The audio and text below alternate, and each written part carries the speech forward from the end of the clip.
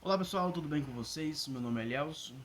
Nós vamos falar hoje sobre um tema interessante, importante e que é muito utilizado por todos nós.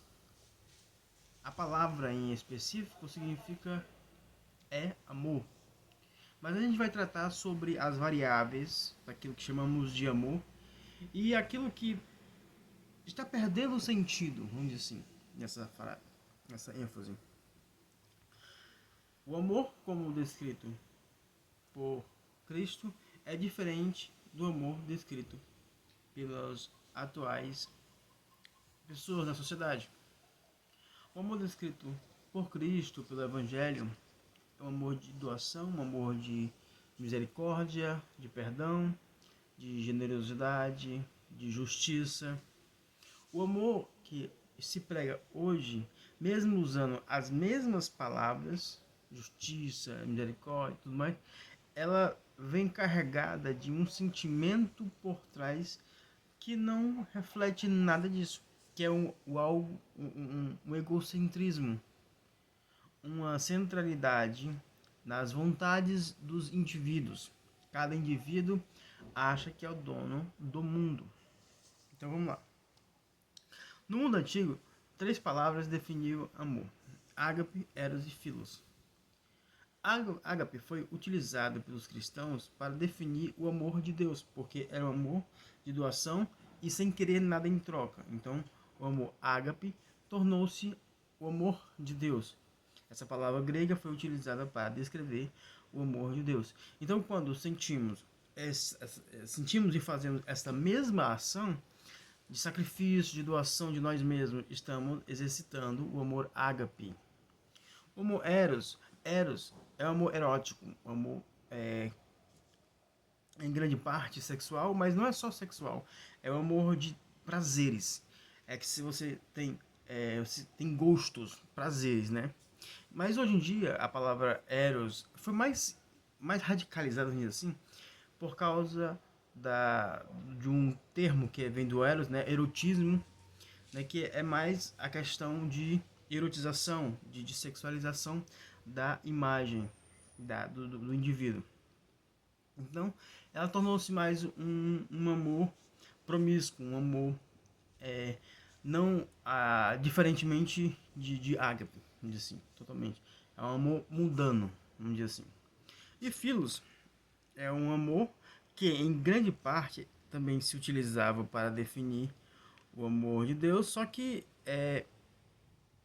não se utilizou tanto com essa definição. Ele ficou mais reservado para outras questões. Por exemplo, o filo é um sentimento forte e profundo do coração, né? Um amor que transmite também a ideia de parceria, de companheirismo. É mais um amor familiar, um amor fraterno, um amor de parceria mesmo, de amizade. Né? Então, esse amor filos. Existem outros termos que também são falados. Filadélfia, por exemplo, é o amor entre os irmãos. E outros termos que é falado do grego. Mas esses três são os específicos. Né? Quando vamos ver a profundidade de cada um deles, percebemos que cada um deles tem uma característica que os define, né, especificamente. E acredito eu que isso é importante porque na nossa sociedade esse valor de distinguir uma coisa de outra está morrendo. Porque as pessoas chamam amor a obra de Deus, Deus, e também chamam amor tudo aquilo que é contrário a Deus. Ou seja, como pode a mesma palavra, com a mesma definição, representar coisas opostas? Tipo, representa Deus e representa o diabo ao mesmo tempo? Não dá, não pode. A palavra amor, né? Ela deveria, pelo menos, representar uma coisa em específico, mas ela é usada para diversos fatores, né? Diversas coisas. Num livro de C.S. Lewis, ele tem uma descrição, uma coisa interessante. Ele dá um comentário logo na descrição do vídeo, do livro, né? Ele fala o seguinte, ó: se não chamarmos amor necessidade, que é o que ele fala no livro bastante, de amor, é verdade que a língua não é um guia infalível, mas apesar de todos os seus limites, os seus defeitos, aliás, ela contém um bom estoque de percepção e experiência. Se começarmos a menosprezá-la, ela terá como se vingar mais tarde. É melhor não seguir dupti, é uma palavra que eu não sei pronunciar, fazendo com que as palavras signifiquem qualquer coisa que quisermos. É justamente aquilo que hoje se faz. As palavras não têm sua própria definição em específico. Elas hoje em dia são utilizadas para muitas coisas diversificadas e até mesmo opostas. Uma outra coisa que ele fala é a seguinte, ó: há muito tempo, a declaração de João de que Deus é amor tem sido equilibrada em minha mente com a observação de um autor moderno, M. Dennis Rodman, não sei pronunciar o sobrenome, Rogemont, quando afirma que o amor deixa de ser um demônio somente quando deixa de ser um Deus. Isto é claro, pode ser afirmado de outra maneira: o amor torna-se um demônio no momento em que se torna um Deus. Esse equilíbrio parece-me uma salvaguarda indispensável. Se ignorarmos a verdade que Deus é amor, poderá traiçoeiramente vir a significar para nós o inverso, isto é, que o amor é Deus. Imagina que todos que tenham pensado no assunto compreenderão o que M. de Roseman quer dizer. Todo amor humano, em sua condição mais elevada, terá a tendência de reivindicar uma autoridade divina para si, e sua voz tende a soar como se fosse a própria vontade de Deus. Ele não nos diz, ele não nos diz que devemos contabilizar o custo, mas exigir de nós um compromisso total. Tentar transcender todas as outras reivindicações, insinuar que qualquer ação feita de forma sincera, por causa do amor, é, portanto, lícita e meritória. Algo que geralmente se percebe é a tentativa do amor erótico e do amor pela pátria se tornarem deuses. As afeições familiares podem fazer a mesma coisa, assim como a amizade, mas de uma forma diferente. Outro ponto que ele falou: nossos amores necessidade podem até ser gananciosos e severos, mas não foram feitos para serem deuses. Não está próximo o suficiente por semelhança de Deus para tentar isso.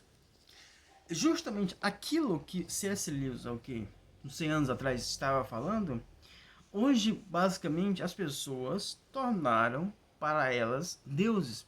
O amor, os seus sentimentos, as suas opiniões se tornaram tão grandes que as pessoas consideram as suas próprias opiniões como deuses, como a verdade absoluta. Por exemplo, a questão de buscar a verdade eu estou em um caminho tentando encontrar a verdade. Outra pessoa está em um caminho tentando encontrar a verdade. Nós se juntamos e trocamos ideias, somos contrários, somos polos contrários.